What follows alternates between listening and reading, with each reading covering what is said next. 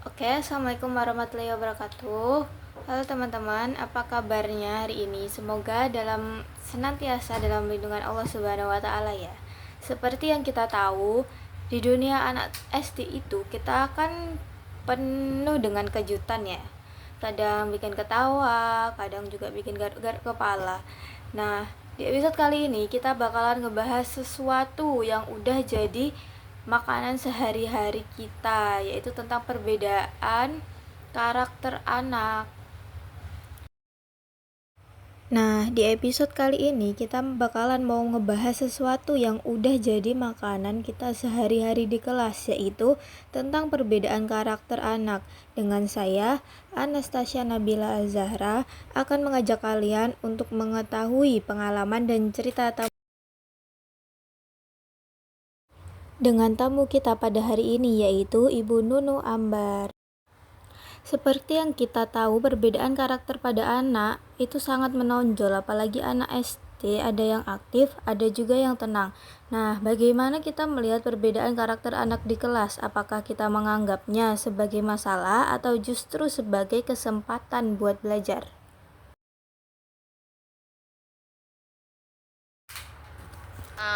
Menurut saya Mbak ya, perbedaan karakter itu nggak masalah, tapi bahan bakar untuk belajar sosial. Jadi kelas SD kan ibaratnya miniatur masyarakat.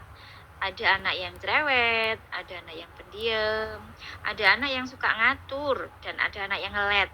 Bahkan ada yang cuma diem aja, tapi sebenarnya perhatiannya juga tajam.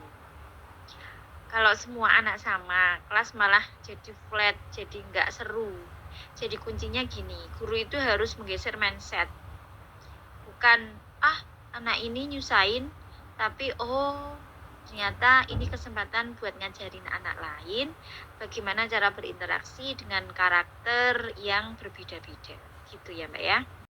Nah, untuk pertanyaan selanjutnya, Ibu, apa sih strategi yang paling efektif untuk menyatukan anak dengan karakter yang sangat berbeda? Misalnya, anak yang super aktif dipasangkan dengan anak yang lebih pendiam.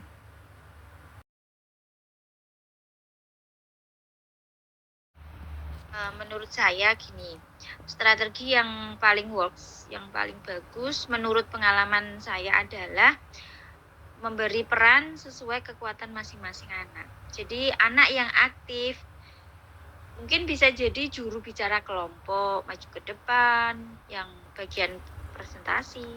Sementara untuk anak yang pendiam, mereka bisa jadi pencatat, pencatat atau pengatur detail. Jadi seperti itu. Dengan begitu, mereka kan bisa saling melengkapi, Mbak ya, bukan saling bentrok. Jadi satu sama lain itu saling bekerja sama yang baik. Selain itu juga penting banget buat bikin aturan main sejak awal. Misalnya, semua anak kan wajib kasih kesempatan berbicara. Semua pendapat harus ditulis dulu sebelum dipilih. Jadi, anak yang cerewet belajar menahan diri dan berikan kesempatan kepada anak yang pendiam.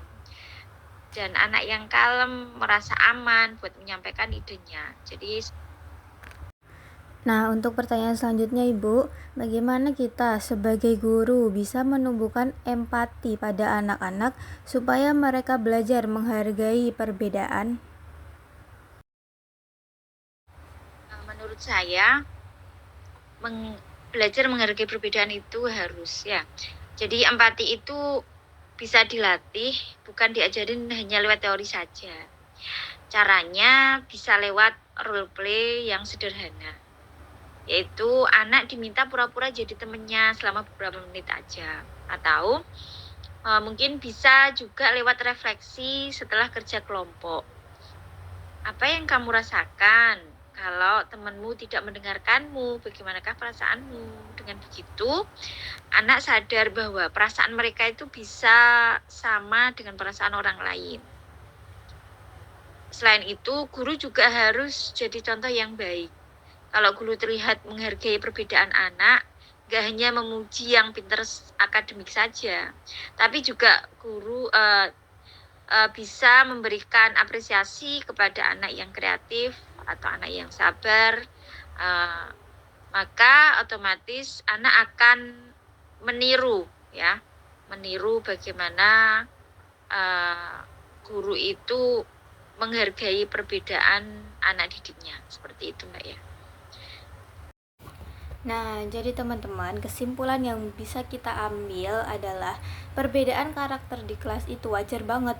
Justru, kalau kita bisa kelola dengan bijak, anak-anak gak bakal pintar secara akademis, tapi juga punya bekal yang penting, yaitu kayak kemampuan bekerja sama, saling menghargai, dan memahami orang lain. Nah, mungkin cukup sekian podcast dari saya, kurang lebihnya saya mohon maaf. Wassalamualaikum warahmatullahi wabarakatuh.